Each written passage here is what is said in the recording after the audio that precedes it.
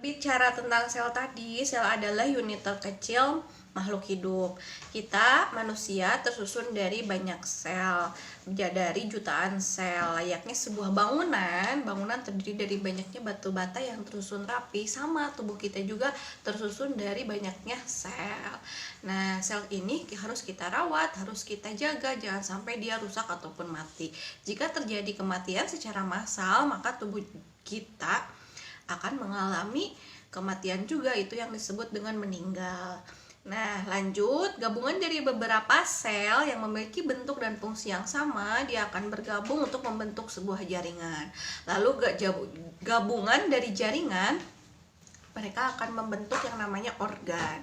Organ sendiri juga banyak, contohnya ada jantung, kemudian ada paru-paru, kemudian ada otak, ada hati, ada ginjal, dan lain sebagainya. Nah, dilanjut, gabungan dari banyaknya organ, mereka akan membentuk sebuah sistem yang dinamakan dengan sistem organ. Contoh, misalkan, ada sistem organ pernapasan, terdiri dari beberapa organ luar dan organ dalam. Organ luarnya seperti hidung, kemudian ada organ dalam seperti paring, laring, tenggorokan, bronkus, bronkeolus, kemudian alveolus, paru-paru. Nah, gabungan dari banyaknya sistem organ, mereka akan membentuk sebuah organisme atau individu.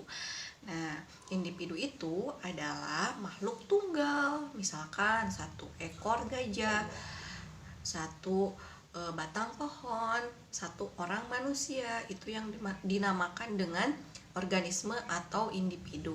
Gabungan dari banyak individu, mereka akan membentuk sebuah populasi, dan gabungan dari banyak populasi, mereka akan membentuk komunitas.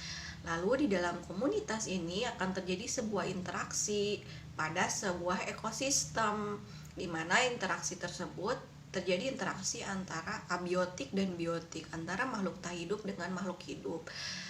Nah, lanjut, gabungan dari banyak ekosistem, dia akan membentuk bioma. Bioma juga banyak, ada bioma taiga, ada tundra, kemudian ada hutan hujan tropis, ada bioma gurun pasir, dan masih banyak lagi.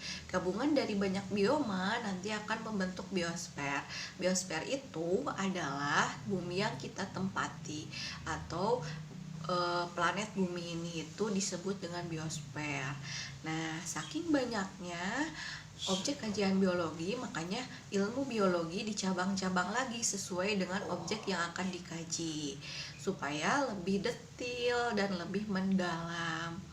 Nah, cabang-cabang ilmu biologi ada banyak, ada ratusan. Namun yang ibu bahas hari ini adalah yang sering muncul nanti di PAT atau di UAS.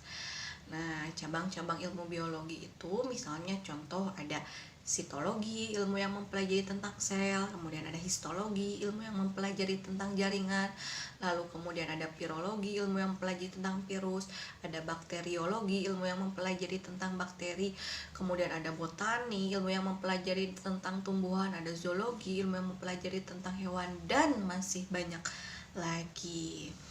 Nah, itu mungkin materi untuk pertemuan kedua. Mudah-mudahan kalian dapat dimengerti. Ibu sih harap mudah-mudahan kalian tidak puas, sehingga kalian bisa mencari materi-materi selanjutnya, baik dari media apapun ya. Terima kasih banyak atas perhatiannya. Terima kasih juga yang sudah mengerjakan tugas tepat waktu. Ibu apresiasi. Mudah-mudahan kalian selalu konsisten dalam mengerjakan tugas, kemudian kalian juga selalu dalam keadaan sehat, tetap jaga prokes. Billahi taufiq wal hidayah. Wassalamualaikum warahmatullahi wabarakatuh.